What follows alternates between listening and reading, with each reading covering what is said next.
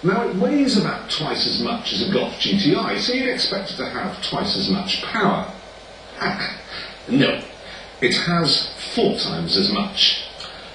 Weighs the same as a planet, goes like the Starship Enterprise.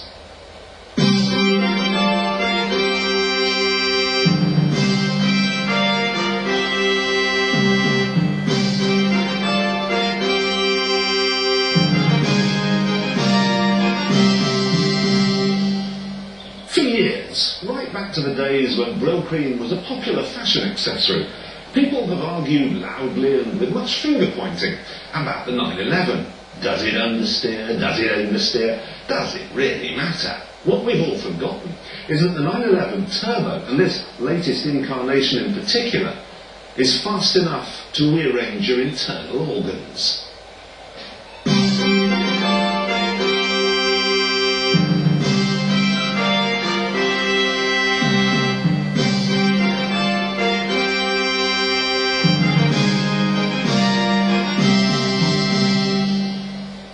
The engine in this Lotus Esprit may look like something out of a vacuum cleaner, but it's a twin-turbo V8.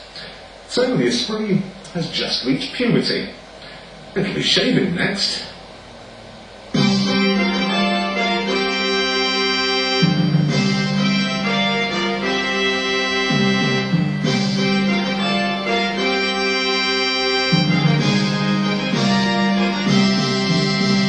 Surprise, surprise, the Dodge Viper.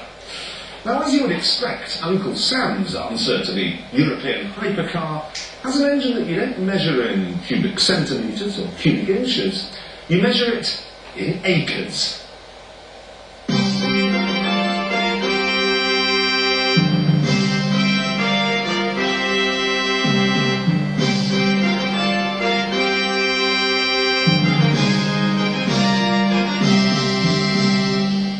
Now you're thinking, what on earth is this doing here? I mean, it only has a 2-litre Vauxhall engine, and indeed it does. But that 2-litre Vauxhall engine is basically the same as the one they fit in the touring cars. And remember, the Caterham weighs about the same as a J-cloth.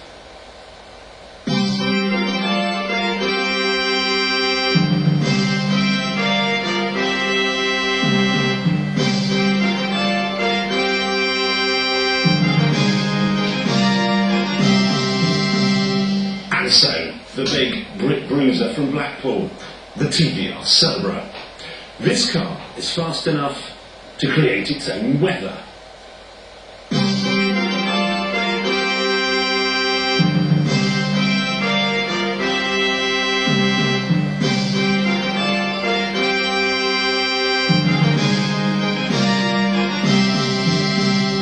So, what we have here are 6 of the most blood-curdling cars in the world, and a 2-mile runway.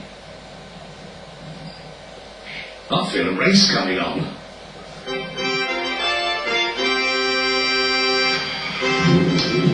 What we're going to do is blast them down the track for a mile to find the fastest production car in the world. And before you all start saying, oh, what about the X or the Y or the Z, I should explain. We have no McLaren F1 or Jaguar XJ220 or Ferrari F50 because they're limited run, ultra cars. We've no Ferrari 512 because when Ferrari heard about the competition, they refused to play ball.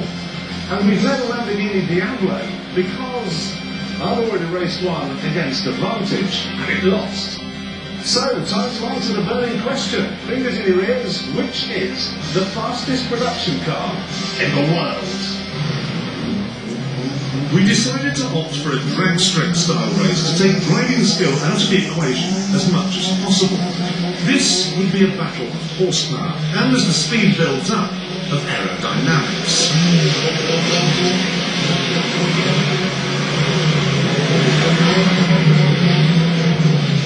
So, what would win?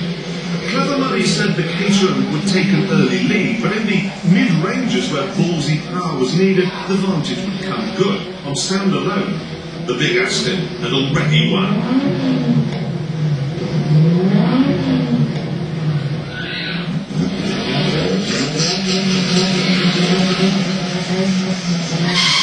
But the clever money was all wrong. Despite the Caterham's lightweight, its tiny engine was no match for this lot. The Porsche surged ahead, but oh, look at that TDR! The Vantage 2 was struggling, being left miles behind the Blackpool Rocket. 2,300 horsepower here, tearing up the Leicestershire countryside. And at half distance, it's still TDR, Porsche, just ahead of the Lotus. Is the TDR going to do it? Can it really do a standing mile in less than 30 seconds? Close! Too close! Could be like a race, really.